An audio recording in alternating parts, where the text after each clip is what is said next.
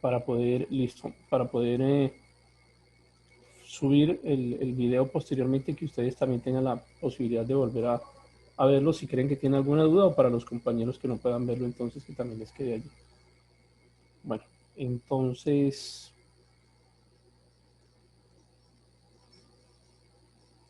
regresamos acá y vamos a ver, vamos a iniciar con este tema que se llama así tipología de los proyectos.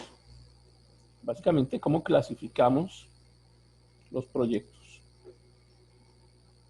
Confírmame si están viendo ahí la imagen bien, por favor, si todos están con buena visibilidad.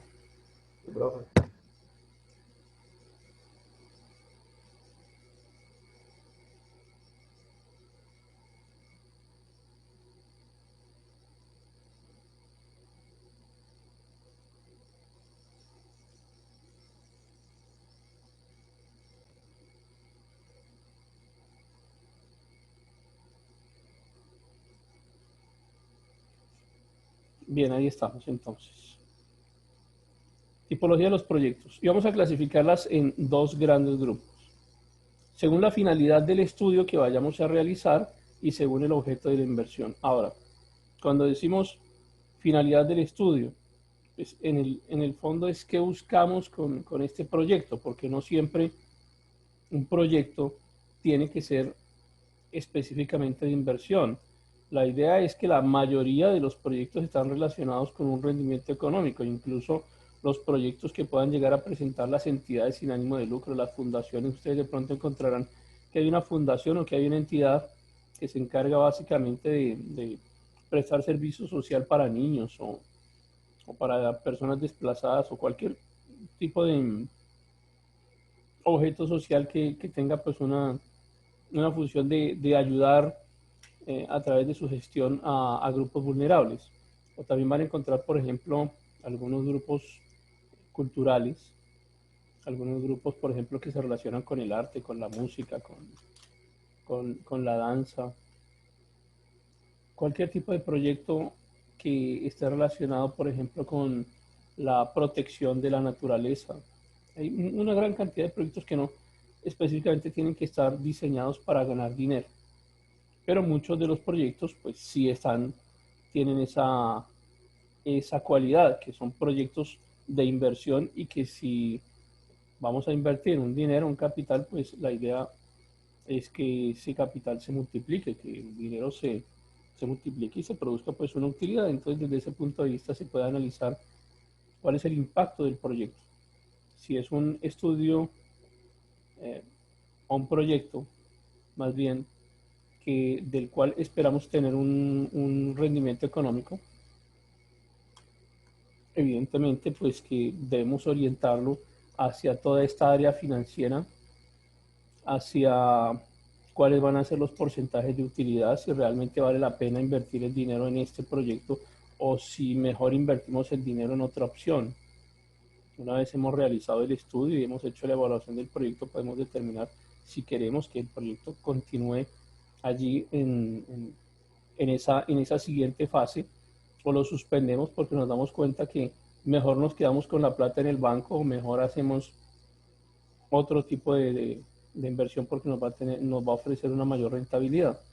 Entonces, eh, es, digamos, la gran división de los proyectos que podamos llegar a ofrecer nosotros en cuanto a la categoría, en cuanto a la tipología. Según la finalidad del estudio, entonces vamos a mirar si es un proyecto que va a ofrecer rentabilidad como tal, rentabilidad del proyecto, o sea, que el proyecto genere un recurso propio, que sea autosostenible, que permita al proyecto llegar hasta su etapa final y que no se nos corte todo ese proceso allá a mitad de camino. Cuando hablamos de la rentabilidad del inversionista, entonces estamos hablando de que si usted va a invertir un dinero en ese proyecto, pues usted quiere que el dinero se le multiplique.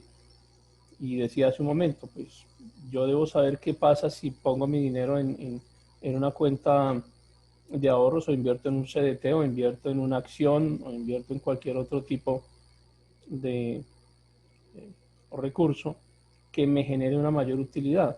Pero si definitivamente ninguna de esas otras opciones me va a generar un recurso, pues yo opto por el proyecto porque seguramente va a tener una mejor rentabilidad para el inversionista.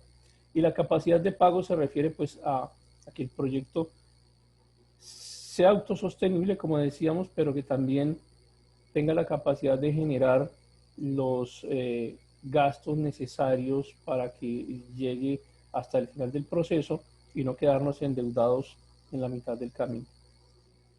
Con respecto al objeto de la inversión, vamos a pensar en si nuestro proyecto consiste en la creación de un nuevo negocio o ya tenemos un negocio y vamos a modernizar ese negocio. Dentro de esas subclasificaciones que tenemos para los proyectos de modernización está el outsourcing, la ampliación del negocio, el abandono de un negocio cuando definitivamente ya la empresa no logra mantenerse, pero fíjense que incluso abandonar o cerrar una empresa se nos convierte en un proyecto.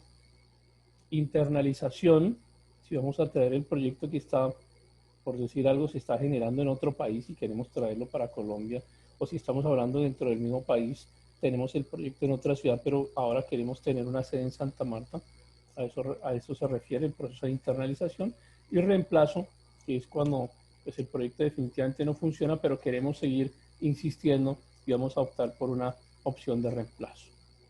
Entonces, a eso es que nos referimos básicamente. ¿Qué preguntas tenemos hasta ahí? Daniel. Profe, ¿qué es outsourcing? Ok, el outsourcing. El outsourcing es un proceso mediante el cual tomamos un capital y lo extendemos, lo llevamos afuera, nos permitimos financiar el proyecto a través de recursos que van a ser obtenidos desde el exterior. Acá tenemos que mirar también cuál es la ubicación de nuestra empresa, por ejemplo.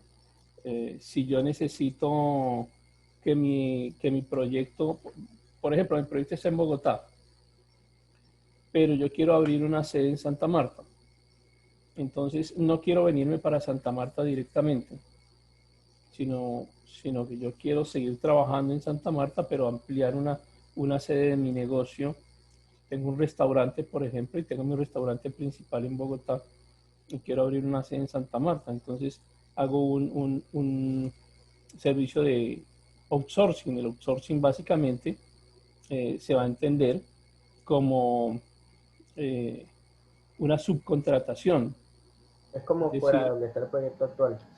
sí, es algo que se llama también acá en español y acá en Santa Marta se ve mucho, se llama tercerización. Por ejemplo, el hospital tiene un proceso de tercerización de algunos servicios. O sea que el hospital directamente no contrata todos los servicios médicos, sino que ofrece esa tercerización a otras empresas. Por ejemplo, la UCI, la unidad de cuidados intensivos, no le pertenece directamente al hospital, sino que le pertenece a un particular a quien le alquilan el piso, le alquilan el espacio físico y hace ese proceso de subcontratación o de tercerización. Entonces, digamos que es una organización que contrata a otras empresas externas para que se hagan cargo de parte de su actividad. Entonces, en el ejemplo del restaurante, yo digo, bueno, no quiero o no tengo tiempo para poder contratar nuevas personas para ponerme al frente de eso, entonces yo voy a contratar a una empresa que me maneje la marca o que maneje el negocio y hacemos ese proceso de tercerización. A eso básicamente es que nos referimos con outsourcing. Es como externalizar los servicios.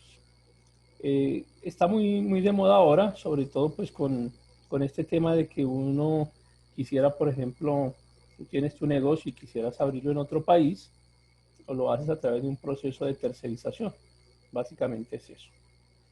¿Cuál otra pregunta tenemos? ¿Quedó claro esto, Daniel? Sí, profe.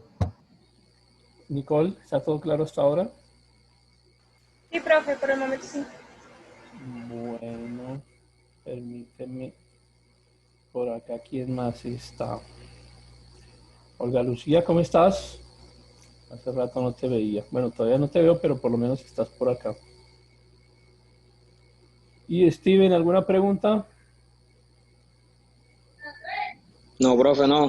Ya la hizo mi compañero. Listo, perfecto. Entonces continuamos.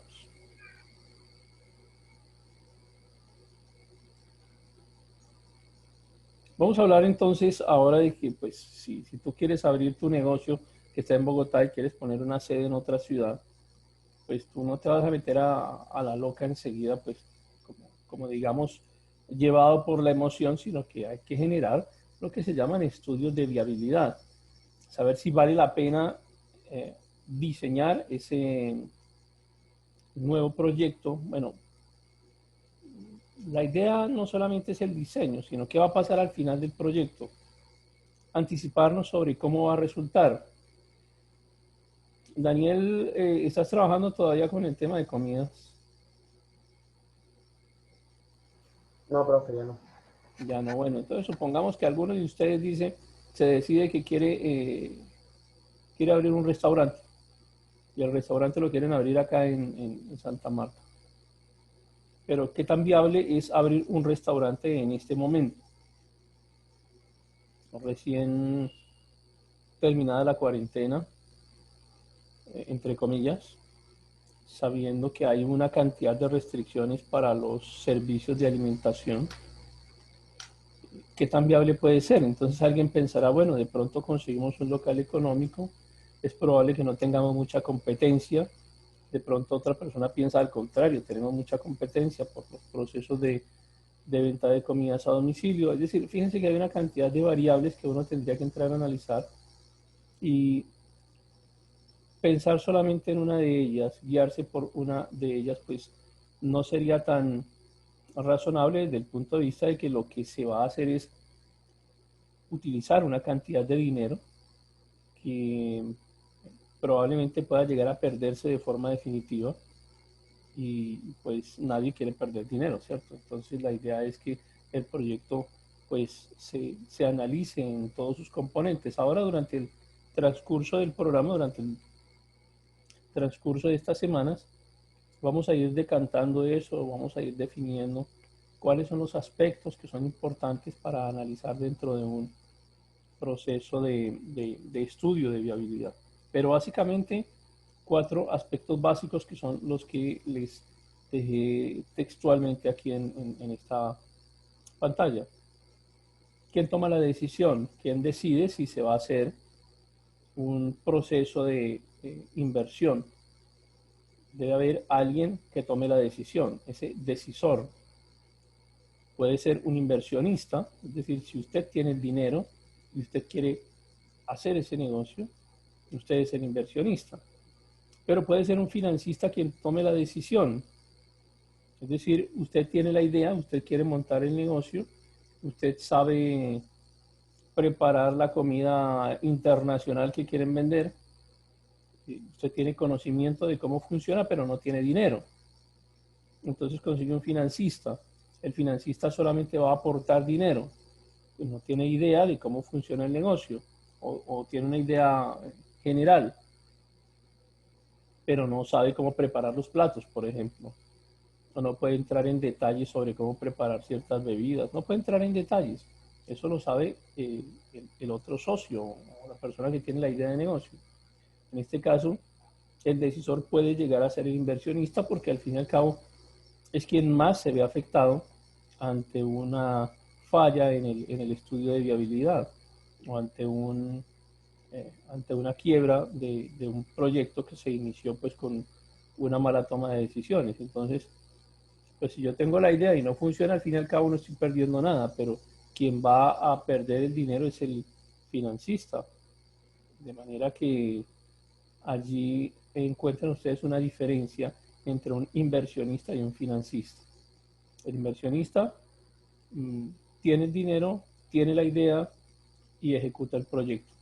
El financista regularmente no tiene la idea, simplemente tiene el dinero, quiere aportar en ese negocio para sacar adelante el negocio y obtener más utilidades. A él en el fondo no le interesa entrar a conocer los detalles del negocio, sino simplemente aportar dinero y generar utilidades. Y un analista, porque es probable que ni el inversionista ni el financista conozcan todos los elementos relacionados con el proyecto de inversión. Podemos estar hablando de la compra de un paquete de acciones de una entidad cualquiera. Entonces, hay un inversionista, es decir, una persona que tiene el dinero, o un financista que quiere sumarse a la idea de otra tercera persona, pero no tienen el suficiente conocimiento sobre cómo van a hacer para invertir, cómo van a hacer para generar este flujo de recursos de forma segura. Entonces acuden a un analista. El analista es una persona que se va a encargar de tomar las decisiones y que le vamos a pagar para que haga eso. No solamente para que nos ayude con el estudio de viabilidad, sino para que confiemos en él y tome las decisiones adecuadas. Al final el analista dirá si vale la pena continuar con este negocio o no. Y deberíamos confiar en la experiencia que tiene el analista. El analista puede ser una persona natural, es decir, una persona común y corriente que ofrezca ese servicio, o puede ser una persona jurídica. Es decir, que uno puede contratar a una empresa asesora que se encargue de utilizar todo un equipo técnico. Cuando es un proyecto grande, podemos contratar a una empresa que haga sus oficios de analista y ellos tienen su contador, tienen sus expertos, tienen sus publicistas, tienen todo el equipo técnico que le va a ayudar a tomar las mejores decisiones al inversionista o al financista. Ese, digamos que sería uno de los componentes básicos de la decisión de emprender una inversión. Entonces, cuando nos preguntemos o cuando preguntemos sobre los 4 componentes básicos para emprender una inversión, estamos hablando de estos que hemos venido relacionando, y el primero de ellos, que el decisor puede ser un inversionista, un financista o un analista. Segundo, que las variables sean controlables por el decisor. Ya sabemos quién es el decisor. El decisor puede ser, repito, inversionista, financista o analista. Ahora, el segundo aspecto es que esas variables, los posibles caminos a los cuales nos vemos enfrentados en el momento de la toma de una decisión. Una variable implica que vamos a tener una gran cantidad de posibles opciones y debemos pues escoger la mejor. Entonces, estas variables tienen que ser controlables por el decisor. Y tienen que ser controlables porque esto es como un ajedrez.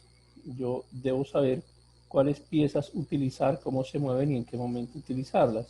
De la misma manera, el decisor deberá saber o conocer los temas legales, los temas financieros, los temas técnicos propios de la operación del negocio. Es decir, si seguimos con el ejemplo del restaurante, las variables pueden ser el tipo de platos que se van a servir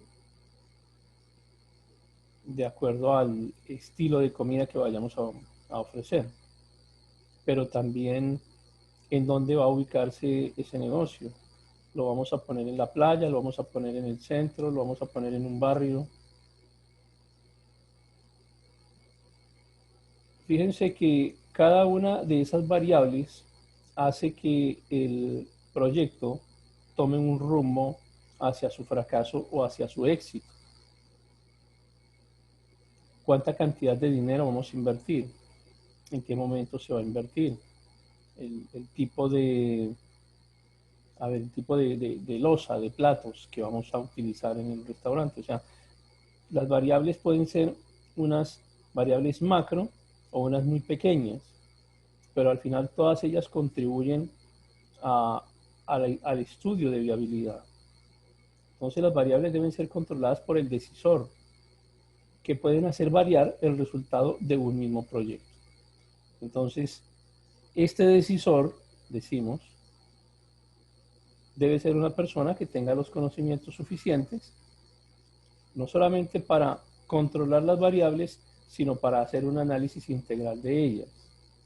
Si estamos hablando de un proceso de inversión a nivel financiero, volvemos a insistir con la compra de acciones, con la compra de títulos valores, pues depende de ese decisor el controlar las diferentes variables, como por ejemplo, en qué momento compramos. ¿Es adecuado comprar acciones ahora o las compraremos la próxima semana, el próximo mes, dependiendo de qué? Si estuviéramos en el mercado norteamericano, por ejemplo, que están en elecciones en Estados Unidos ahora para final de año, es un buen momento para comprar ahora, las acciones van a ir hacia arriba, van a caer, ese tipo de variables controladas por el decisor. Las variables, hay variables que no son controlables, que por supuesto van a influir en el resultado final del proyecto. Y aquí es importante reconocer que existen ese tipo de variables. Variables no controlables por el decisor. Si yo voy a abrir mi restaurante, tengo una gran cantidad de variables que sí controlo. Por ejemplo, el tipo de platos que voy a servir, cómo se van a ver las personas que trabajan atendiendo a la mesa, cómo se van a vestir, si es un servicio muy formal o al contrario es un servicio informal. La calidad de los productos que vamos a vender, el lugar en donde va a estar el negocio, el tamaño del local, hay variables que podemos controlar, pero hay otras que no son controlables por el decisor. Por ejemplo, la cantidad de competencia que vamos a tener, porque yo puedo poner mi negocio, pero al lado terminan poniendo otros más, y yo no tenía previsto que eso fuera así, pero como a mi negocio le va bien, de pronto llegan otras personas que están siendo llamadas por ese hecho de que a mi negocio le va bien y quieren abrir su negocio también. Entonces se produce una variable que llamamos variable no controlable. Este tema político que les comenté hace un momento es un concepto que también hace parte de las variables no controlables. La pandemia es una variable no controlable. Nadie imaginaba que íbamos a tener una pandemia comenzando el año, de manera que muchas personas comenzando el año seguramente estaban pensando en abrir negocios o incluso abrieron negocios nuevos, seguramente hicieron inversión y esos procesos pues no eran controlables por el decisor y definitivamente influyeron en el resultado del proyecto. Es posible que a alguien coincidencialmente se le haya ocurrido poner una fábrica de tapabocas comenzando el año y ese era su negocio y a partir de lo que ocurrió, que era una variable no controlable, le fue muy bien porque entonces el producto aumentó de precio, aumentó la demanda. Son variables no controlables y no todo tiene por qué ser negativo. Hay variables no controlables que influyen en el resultado final del proyecto y que pueden ser unas variables positivas. Y finalmente, dentro de estos 4 componentes básicos, encontramos que las opciones o proyectos que se deben evaluar para solucionar un problema o aprovechar una oportunidad de negocios. Las opciones o proyectos que se deben evaluar para solucionar un problema o aprovechar una oportunidad de negocios. Entonces tenemos un problema creado. Muchos de los productos que nosotros compramos a veces ni siquiera sabemos que los necesitamos. No sé si han visto ustedes un almacén que llegó a Santa Marta. Hay varios locales de ellos, se llaman Miniso. Miniso hay en algunos centros comerciales. Miniso vende cosas que uno no necesita. Pero cuando tú entras al almacén, te hacen la publicidad interna, te dice, tú no sabías que necesitabas esto, pero te estoy dando la solución. Y a veces ocurre eso, a veces hay productos que se crean sin que exista una necesidad previa, sino con la intención de crear una necesidad. Y hay otros productos que surgen como respuesta a una necesidad. Entonces hablemos, por ejemplo, de las gaseosas sin azúcar. Entonces hay una necesidad de atender a cierto segmento de la población que por razones médicas o lo que sea no quieren, no pueden, no deben tomar bebidas azucaradas y les ofrecen una bebida gaseosa sin azúcar. De cierta manera están llegando a ese segmento de la población que quiere tomar gaseosa y que no puede hacerlo porque sabe que los refrescos normalmente tienen una gran cantidad de azúcar y les hace daño. Entonces, fíjense cómo solucionamos un problema a través del estudio de viabilidad de un proyecto. Y por supuesto que de paso pues aprovechar esa oportunidad de negocios, porque si no hay otra empresa que produzca ese servicio, ese producto, más bien, esa gaseosa, pues alguien entrará a producirla y aprovecha ese negocio.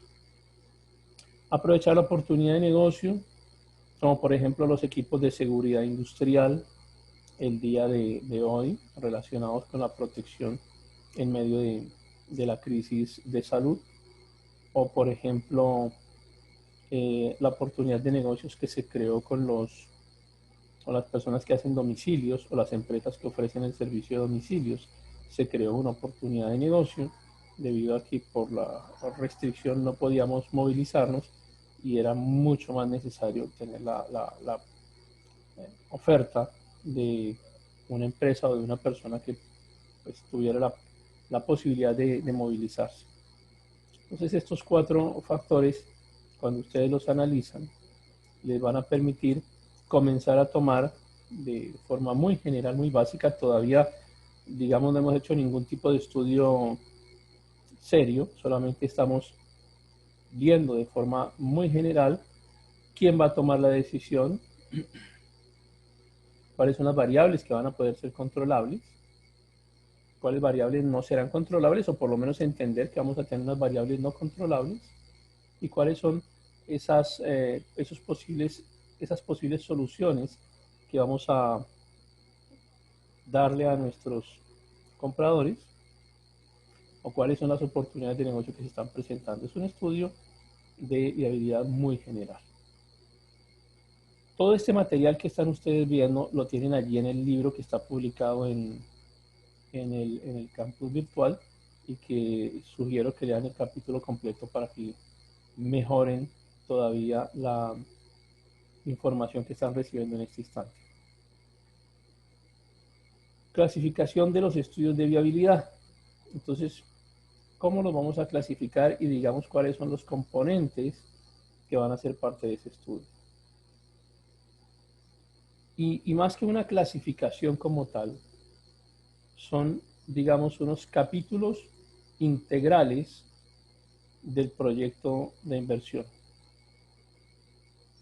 Es decir, yo no vería que un proyecto sea analizado solamente en su parte técnica, pero que no le analicemos su parte legal. Espero que me esté haciendo entender con esto. Necesitamos que el proyecto contenga todos estos estudios o subcapítulos, como le quieran llamar, que nos permitan llegar a una solución final del proyecto o a una visión global del proyecto. Entonces hacemos un estudio de viabilidad de tipo técnico. Cuando hablamos del tipo técnico, estamos diciendo, bueno, tenemos el conocimiento, sabemos fabricar el producto, tenemos, si queremos, por ejemplo, producir la gaseosa sin azúcar, sabemos cómo hacerlo, tenemos las fórmulas, tenemos los equipos necesarios. Si no los tengo, ¿cuánto valen esos equipos? ¿Tengo la posibilidad de comprarlos? Si de entrada sabemos que no vamos a tener la posibilidad de comprarlos, pues anulemos ese proyecto, tengámoslo ahí por ahora y busquemos otro proyecto que sí podamos hacer.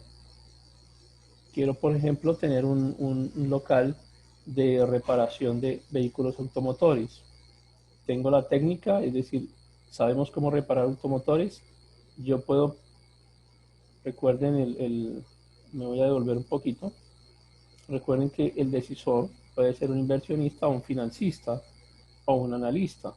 En este caso, por ejemplo, el inversionista o el financista puede decir, bueno, yo no sé cómo hacer eso, yo no sé cómo reparar un carro, pero contratamos a personas que sepan. contratamos muy buenos mecánicos que ofrezcan o que resuelvan el servicio que vamos a ofrecer. Necesitamos herramientas, probablemente necesitamos equipo. Tengo la posibilidad de conseguir ese equipo. Necesitamos un espacio, un local físico, un lote de terreno, un taller físico como tal, ¿sí? Entonces analizo esa parte técnica. Ahora miramos la parte legal. El estudio de viabilidad debe incluir ese componente legal. ¿Cuáles permisos debo tener? Debo registrarme en la Cámara de Comercio. Adicionalmente debo registrarme en ante alguna entidad que regule el servicio de mecánica en el país, o no es necesario. Si me voy a registrar en la Cámara de Comercio, debo registrarme también en la Dirección de Impuestos. ¿Qué tipo de registros debo hacer? ¿Cuáles son los documentos que debo llevar? Vamos a poder responder por esos documentos. Entramos al tema financiero. Como en la parte legal miramos lo que tiene que ver con impuestos, entonces, ¿cuáles van a ser los impuestos que deben pagarse en esta actividad? ¿De qué tasa? ¿De qué porcentaje? Colombia es un país en el que a los inversionistas se les cobra muchísimo en impuestos. Alrededor de un 40% y más de las utilidades deben pagarse en impuestos. Es decir, que en promedio por cada 100 pesos, estoy hablando de empresas legales, por cada 100 pesos que obtenemos como utilidad final, el empresario debe pagar en impuestos alrededor de 40.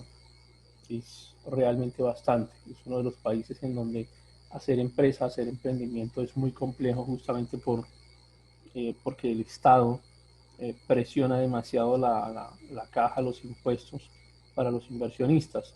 Y por eso muchas empresas también deciden irse, porque encuentran probablemente en otros países mayor facilidad para realizar los negocios, menos trámites burocráticos, menos carga impositiva, de manera que puede ser más eficiente para una empresa multinacional tener sus negocios en otro país.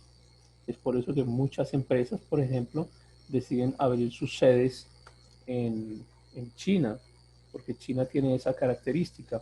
Es un país que tiene una mano de obra abundante, que no es demasiado costosa y que además el país, por el simple hecho de querer mejorar la cantidad de personas que están empleadas, pues hace que se cobren menos impuestos. Entonces las empresas prefieren ubicar allá sus plantas laborales. Ahora, eso hace parte también digamos, de la estabilidad que debe ofrecer un país a los inversionistas para que decidan traer sus empresas. En el gobierno anterior, en el segundo gobierno del presidente Santos, por ejemplo, recordarán ustedes que varias grandes multinacionales se fueron del país justamente por el incremento desbordado en los impuestos, y las exigencias que hay aquí en Colombia para hacer empresas son muy grandes, y los trámites, porque Colombia pues es un país al que le gusta que todo tenga sellos, que todo esté legalizado. O sea, acá nos gusta inventarnos trámites. Entonces hace que todo ese proceso sea lento, difícil. El tema legal, por supuesto, que va de la mano con el tema económico. Si yo tengo 100 pesos de inversión, ¿cuánto dinero voy a recibir por esos 100 pesos de inversión? ¿Vale la pena el esfuerzo técnico, el esfuerzo legal? Más adelante vemos el esfuerzo de gestión, que tiene que ver con la parte administrativa. Y aquí entonces entran a conjugarse otros elementos que ustedes comprenden a nivel de teorías administrativas. ¿Qué tipo de modelo administrativo voy a tener? ¿Es un modelo basado en sistemas? ¿Es un modelo, por ejemplo, basado en puramente resultados financieros? ¿Voy a preocuparme por las personas?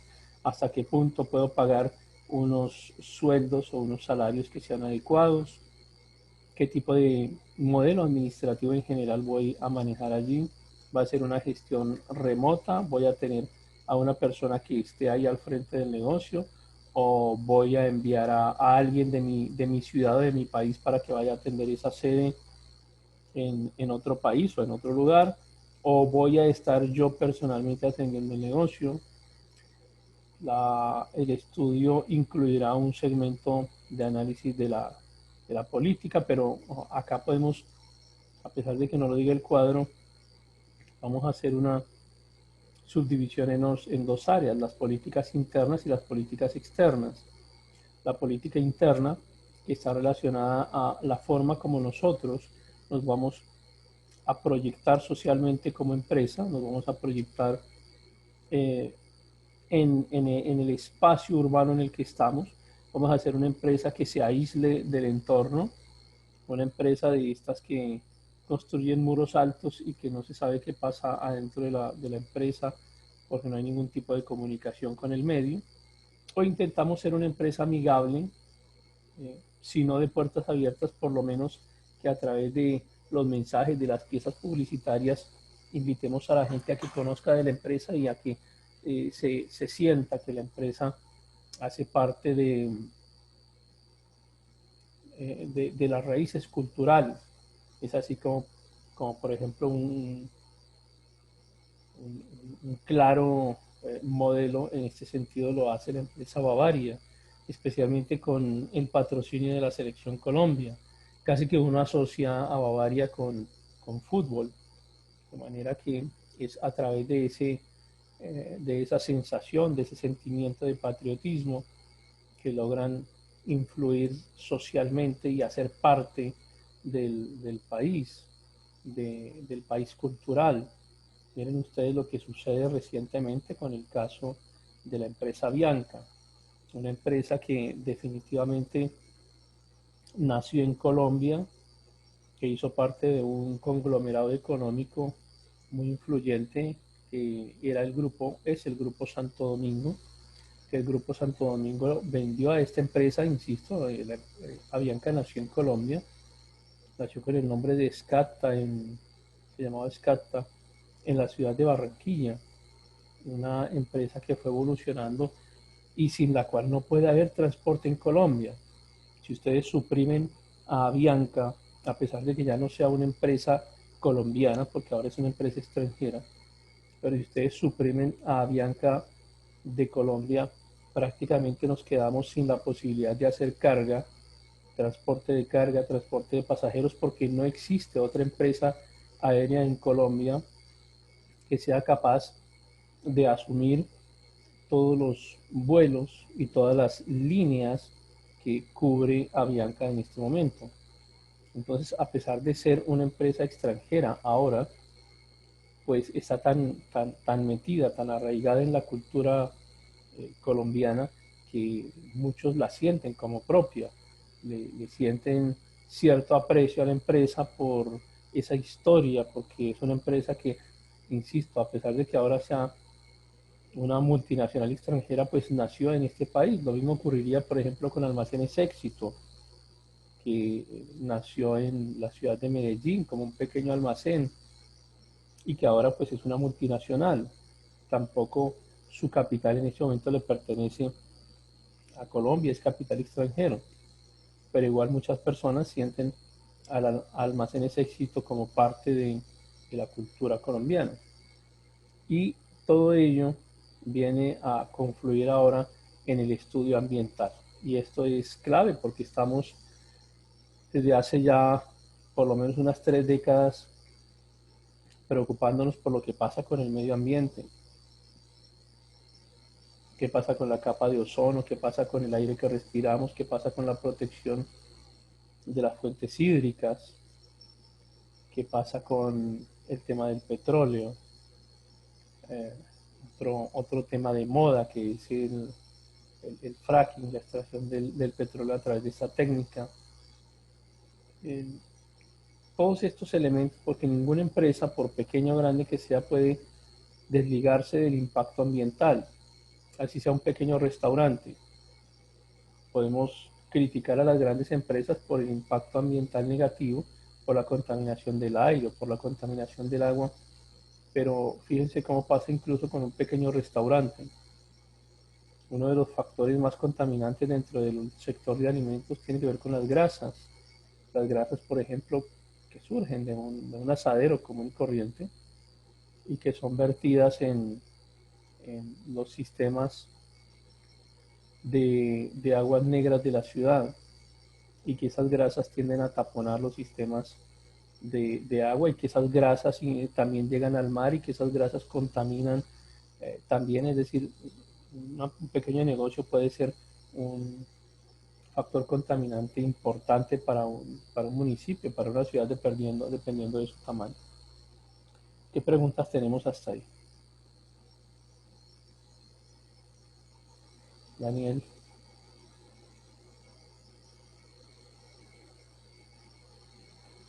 Nicole, Olga Lucía, Steven. ¿Ninguna pregunta? Yo no tengo ninguna. No, profe.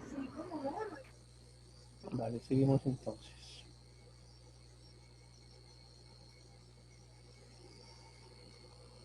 Etapas de un proyecto.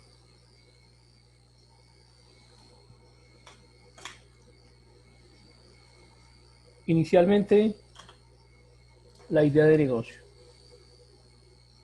Si el negocio ya existe, la idea de tener una nueva sede, de abrir una nueva sucursal, pero todo surge básicamente con una idea, como todo. Todo el proceso creativo del ser humano se fundamenta en eso, en una idea. Alguien tuvo una idea de crear una escuela, alguien tuvo una idea de crear un restaurante, alguien tuvo una idea de crear una empresa de transporte. De manera que todo surge con esa etapa de la idea. Y allí nacen y mueren muchísimos de los millones de emprendimientos que pueda llegar una sociedad a generar, ¿no? Seguramente ustedes han tenido alguna idea de negocio. De ahí a que esa idea se concrete, pues eh, falta todo este proceso de los estudios de viabilidad y los componentes técnicos que acabamos de describir. Si la idea es concreta, si la idea es interesante, si logramos armar equipo, o si tenemos la fuerza suficiente como para entender que esa idea realmente vale la pena, que es una idea interesante, que es una idea que puede llegar a desarrollarse con éxito sin tener mayores inconvenientes, o que sabiendo que vamos a tener inconvenientes, tenemos la posibilidad de generar un segundo paso de esa idea, que es la preinversión. Y dentro del estudio de proyectos hay un gran capítulo que se llama así, proyectos de preinversión. Y de hecho hay cursos especializados e incluso hay diplomados, hay una cantidad de seminarios, de talleres orientados solamente a esta etapa de preinversión. Y probablemente encontrarán ustedes un seminario sobre preinversión, solamente para hablar de ese tema. Porque es fundamental, porque si nosotros encontramos que una idea logra atravesar, logra pasar el proceso de preinversión o la etapa de preinversión, seguramente es una idea que tiene altísima probabilidad de concretarse. De manera que dentro de estas etapas de preinversión, pues encontramos unas subetapas. La primera de ellas es el perfil, es decir, qué tipo de idea es, qué perfil tiene. Es un perfil de una pequeña inversión, de una mediana inversión, de una gran inversión. La vamos a realizar únicamente como empresa privada. Vamos a tener parte de inversión del Estado, es decir, será una sociedad mixta, pero también el Estado mismo puede tener sus propias ideas de inversión y decir, bueno, esto va a ser una empresa estatal, o vamos a tener nuevos socios, o es una idea de un producto o de un servicio que no lo tenemos en el país, o que lo tenemos en el país pero que queremos mejorarlo, modificarlo. ¿Cuál es el perfil en general de ese proyecto? La prefactibilidad es un estudio muy rápido que se hace, muy rápido, muy general, un estudio que se hace con el fin de determinar, sin entrar en detalle, repito, estos elementos. Entonces, de forma muy rápida miramos cuál es nuestra capacidad económica y cuál es el posible retorno. ¿Cuáles son los componentes legales? ¿Vamos a poder resolver esos componentes legales? Los macros, los grandes. La capacidad técnica, la capacidad de gestión, los eventos políticos, el impacto ambiental. Y todo eso lo hacemos aquí en preinversión y en la etapa de prefactibilidad, que luego volveremos a tomarlo, por supuesto. Vamos a retomar esas etapas posteriormente. Pero que aquí en prefactibilidad lo que vamos a hacer es un estudio macro, un estudio general, un estudio grande donde decimos si va a ser posible o no va a ser posible. De manera que si nosotros nos encontramos con que pasamos de esa etapa de prefactibilidad, porque decimos, bueno, de una inversión de 1.000 pesos, al final del proyecto vamos a tener una ganancia de 200 pesos. Significa que vamos a tener un retorno, una tasa de retorno del 20%. Y para nosotros 20% es una buena rentabilidad, de manera que en esa etapa de prefactibilidad la idea y el perfil son adecuados y consideramos pues que vamos a poder resolver el tema jurídico, que vamos a poder resolver el tema técnico, que vamos a poder conseguir los equipos, los insumos.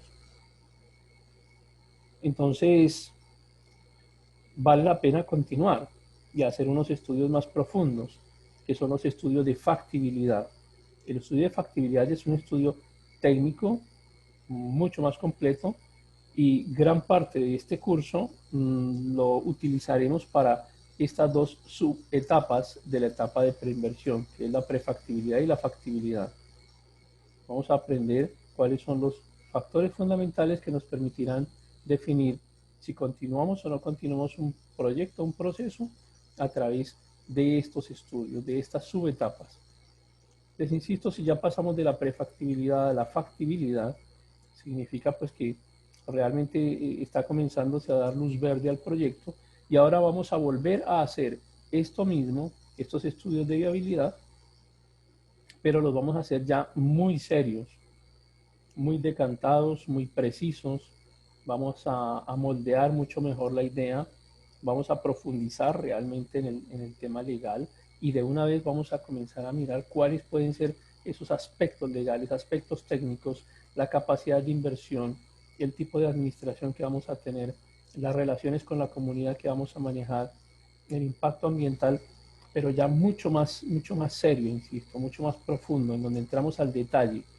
Mientras que la prefactibilidad es muy general, la factibilidad entra al detalle.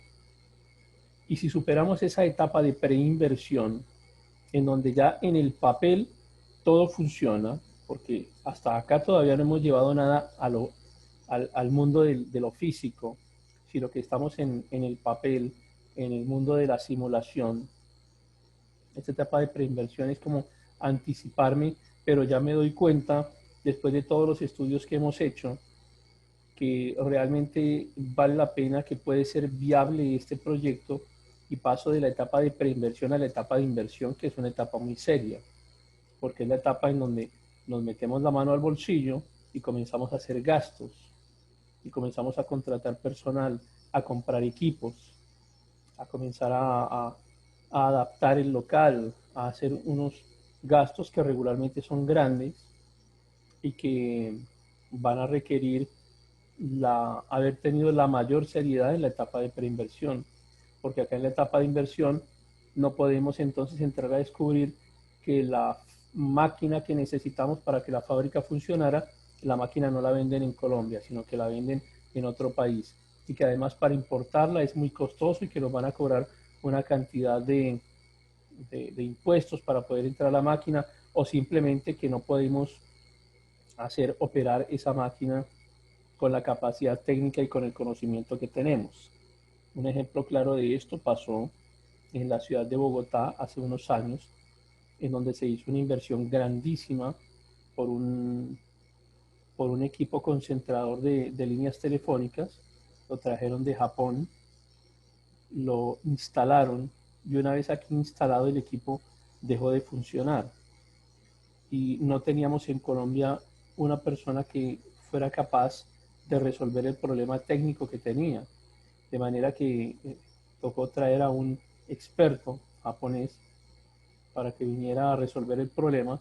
Y lo más curioso es que el problema se resolvió en apenas el mismo día que el experto llegó, porque solamente era una cuestión mínima, una cuestión técnica que fácilmente podía haber hecho cualquier electricista en Colombia, pero por no tener el conocimiento técnico. Entonces, en esta etapa de inversión, uno debe haber anticipado todos esos procesos. Hay otra historia muy clara de dos, bueno, dos ejemplos también que podemos traer para Bogotá. Uno de una máquina muy costosa que se llevó a Bogotá con el fin de hacer reparcheo de las calles.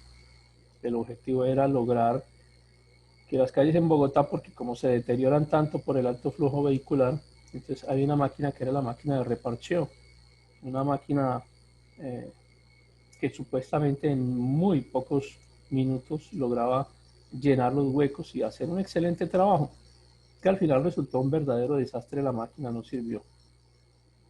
Lo peor es que no se trajo una, sino que se trajeron dos. También tenemos el otro ejemplo de unos carros para el servicio de recolección de la basura, también en Bogotá, unos carros que costaron muchísimo dinero y que terminaron almacenados en un parqueadero de la empresa de recolección de basura de Bogotá, porque venían en muy mala condición. La empresa que los vendió pintados, pero realmente estaban oxidados y estaban deteriorados, y alrededor del 70% de esos vehículos nunca funcionaron. Entonces fue una gran cantidad de dinero que se perdió porque no se hizo una buena etapa de prefactibilidad, de factibilidad, y se llegó a la etapa de inversión en la que definitivamente estos errores pues, son demasiado costosos. Y finalmente la etapa de operación, en donde ya hicimos el ejercicio de sacar el dinero, de invertirlo, de gastar, de comprar, y ahora hay que sostener el negocio. Porque no es solamente crear el negocio, a veces es mucho más fácil llegar hasta esta etapa de inversión y poner en marcha el negocio, pero es muy difícil sostenerlo a largo plazo. Tener clientes nuevos, tener nuevos productos, estar vigentes en medio de un mercado muy competitivo o en medio de una situación como la que atravesamos actualmente, hace que esa etapa de operación también sea tenida en cuenta. ¿Preguntas hasta ahí?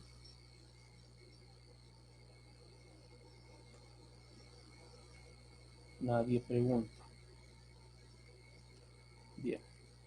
Yo les voy a dejar estas diapositivas. No las alcanzamos a terminar hoy. Vamos a dejar hasta acá. No quiero cansarlos tampoco. Entonces, como tarea para la próxima clase, bueno, les voy a dejar un trabajito ahí en Campus Virtual para que luego entren. En este momento consiguen el libro completo de donde sale toda esta información. Consiguen unas diapositivas también de un modelo de un proyecto de inversión. Me parece que es un proyecto de Bogotá. Les voy a subir estas diapositivas y les voy a dejar un tallercito para que lo resuelvan. Estas diapositivas, por favor, las terminan de leer. A partir de acá ya saben que estamos en este proceso, en este punto de las etapas. Entonces, desde aquí en adelante, las leen, no se preocupen que yo se las termino de explicar la próxima clase, pero es importante que lean ese capítulo 1, todo el capítulo 1 del libro. Y la siguiente clase, pues continuamos con esto. ¿Alguna pregunta adicional? ¿Algo que me quieran decir? Profe, ¿la clase con ustedes son solo los jueves? Sí, los jueves. Podemos trabajar los jueves. Es que de verdad que me queda muy difícil en otros horarios porque el resto de la semana lo tengo ya, o sea, y como estamos dando las clases en la noche, porque uno pudiera cualquier otro día en otro horario, pero pues por la comodidad de todos en la noche. Entonces el jueves a las 7 continuamos. Pero no dejen de ver todo el material que durante el resto de la semana, porque es que no se esperen a que llegue el jueves para revisar el campus virtual, para mirar los talleres, porque entonces van a perder toda la semana. La idea es que cuando lleguemos ya la próxima semana, hayamos avanzado un poco con el tema, ¿vale? Pues, si no, no se nos volvería una clase solamente semanal y perdemos el resto de la semana en tiempo, ¿vale? Bueno, profe, gracias. Bueno, juiciosos, se portan bien. Bueno, profe, gracias. Hasta mañana. Chao. Muchas gracias a todos.